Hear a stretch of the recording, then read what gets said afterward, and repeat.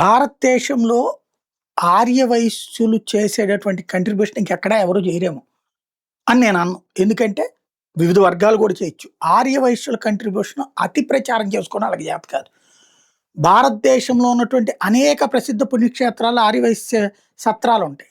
అట్లాగే చనిపోయినటువంటి సందర్భంలో కర్మకాండల కోసం అనేక చోట్లను ధర్మసత్రాలు కట్టింది వాళ్ళే కట్టించుకుంటారు. అట్లాగే అన్నదానాలు విపరీతంగా చేస్తారు. ఏంటి అంటే వ్యాపారాలు చేస్తున్నాం, మనం సమాజం నుంచి రూపాయి తీసుకుంటున్నాం, సమాజానికి పావలా ఖర్చు పెట్టాలి అనేటటువంటి ధోరణి.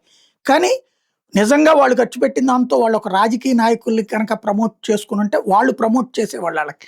కానీ వాళ్ళు రాజకీయ నాయకులుగా తమ వాళ్ళని తాము ప్రమోట్ చేసుకోరు. అట్లాగే వివిధ వర్గాలు ఇప్పుడు మిగతా సామాజిక వర్గాల్లో ప్రధాన సామాజిక వర్గాలు ఎట్లయితే తమ వాళ్ళని తాము ప్రమోట్ చేసుకుని వాళ్ళని ప్రోత్సహిస్తారో అట్లాంటిది ఆర్యవైశ్యులో లేకపోవడం, పైగా ఒకళ్ళనొకళ్ళు దెబ్బతీసుకునే ప్రయత్నాలు చేయడంతో అవతల వాడికి ఛాన్స్ వచ్చింది. అందుకనే కంచె అయ్యలయ్య గారు లాంటి వాళ్ళు ఆర్యవైశ్యులు సామాజిక స్మగ్లర్లు లాంటి పుస్తకాలు రాసుకొచ్చారు. ఇప్పుడు ఎదుటోడు గిల్లాక ఎదుటోడు గిచ్చాక మనకు నొప్పి తెలిసినప్పుడు మన ఆవేదనలో నుంచి నిజాలు మాట్లాడడం ప్రారంభిస్తాం కదా, మన శక్తి ఏంటో చెప్పే ప్రయత్నం చేస్తాం కదా. అట్లాగే ఇప్పుడు ఈ కంచెలయ్య గారు రాశాక ఆర్యవైశ్యులకు సంబంధించినటువంటి గొప్పతనాలు వాళ్ళు తెలిసిన వాళ్ళు, ఎందుకంటే పెద్దలు చిన్నవాళ్ళకి చెప్పలేదు, చిన్నవాళ్ళు వాళ్ళ పిల్లలకి చెప్పలేదు. దాంతో తెలియని విషయాలు ఇప్పుడు తెలిపే ప్రయత్నం చేస్తున్నటువంటి సందర్భంలో పెద్దవాళ్ళు చెప్పిన మ్యాటర్ని యువత ఇప్పుడు ప్రొజెక్ట్ చేసుకొస్తున్న వన్ ఆఫ్ ద స్టోరీ ఇది.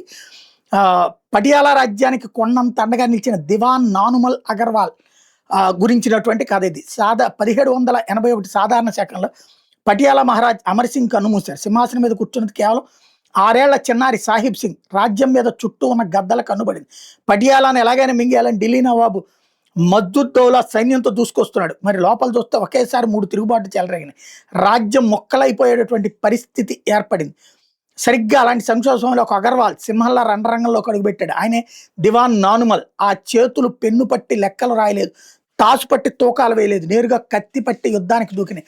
పటియాలా కేవలం 16 మైళ్ళ దూరంలో ఉన్న గరాం మైదానంలో ఢిల్లీ సైన్యంతో ముఖాముఖి తలపడ్డారు. సుల్తాన్ సైన్యాన్ని మట్టి కరిపించి పటియాలా రాజ్యాన్ని కాపాడారు. ఆ తర్వాత భవానీగఢ్ సుబేదార్ మహాన్ సింగ్ చేసిన తిరుగుబాటు నానుమల్ తన అద్వితీయ పరాక్రమణతో అణచివేశారు. కోట సుమేర్ తిరుగుబాటు కూడా అంతే క్రూరంగా తొలగించి పాడేశారు. వ్యాపారంతో పాటు ఆయుధ విద్యను కూడా నేర్చుకోనని మహారాజా అగ్రసేన్ చెప్పిన మాటలను నానుమల్ అక్షరాల నిజం చేసి చూపించారు.